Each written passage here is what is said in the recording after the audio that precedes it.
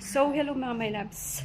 Happy Thursday nga pala sa inyong lahat. Napakainit. So, huwag kalimutan magdala ng payong at uminom na maraming tubig para mag-hydrate ang ating skin. At huwag magpaaraw kung lalabas, maglagay ng sunscreen para hindi masira yung layer ng ating skin sa mukha at sa ating balat. So, nagluluto nga pala ako for today's video ng pork premium steak. Yung as in, wala siyang buto. Basta meat lang siya.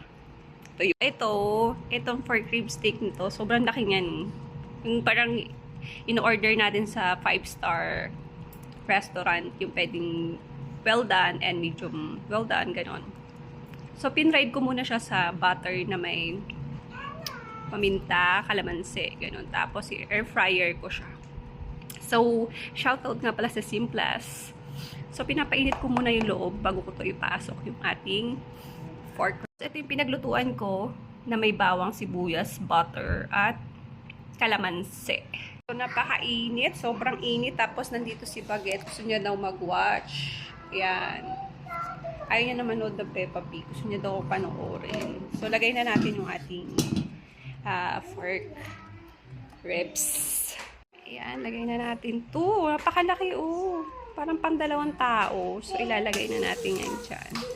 So, kasya naman yan kasi malaki yung ating air fryer. So, yung air fryer na binigay pa sa akin yan sa affiliate ko sa TikTok. Shout out Simplas. Thank you so much po. Sobrang gamit na gamit to. Yan. So, ayan. Pihitin lang natin siya ng 180. And 15 minutes muna kasi titingin muna natin siya kung ano siya. Mas masarap kasi yung well done. Yung iba kasi gusto nila not well done. Pero sa akin gusto ko well done. Kasi hindi naman ako aswang. Chares. So, ayan. Apakainit dun sa baba. Sobra, kaya umakit ako dito. Dito ako nagluto. Sobrang init, yung pawis ko. Tagaktak. Kaya ang aking OOTD. Ang tawag sa akin ni Zoe ay sushi. Hindi niya masabi na Chinese or Japanese. At tawag niya sa akin ay sushi.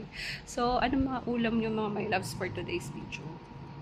Kamusta naman yung mga opinion ng bawat isa para kay former President Duterte? Sana okay lang po tayo lahat. Sana wag magkasamaan ng loob. Kasi ganun lang talaga ang opinion ng bawat isa. Hindi naman tayo pare-parehas ng opinion. Kung gusto mo si ganito, gusto ni si ganyan. Igalang natin ang bawat isa. Hindi po natin kailangan ay magbangayan. Kumbaga.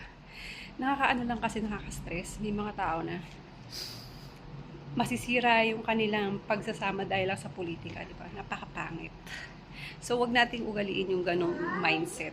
Napakapangit po talaga. So, ang sa akin ay hayaan po natin ang opinion ng bawat isa. Then, ipasa Diyos na lang natin kasi wala tayong kapangyarihan eh. Hindi tayo opisyal ng gobyerno. So, ang magagawa lang natin ay magdasal.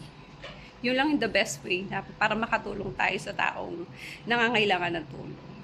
Yun lang. Sana wag mo sanang tawanan yung mga taong naghihirap or nasa posisyon na kailangan ng tulong tas tatawanan nyo. Very wrong kasi babalik yung karma para sa inyo yun.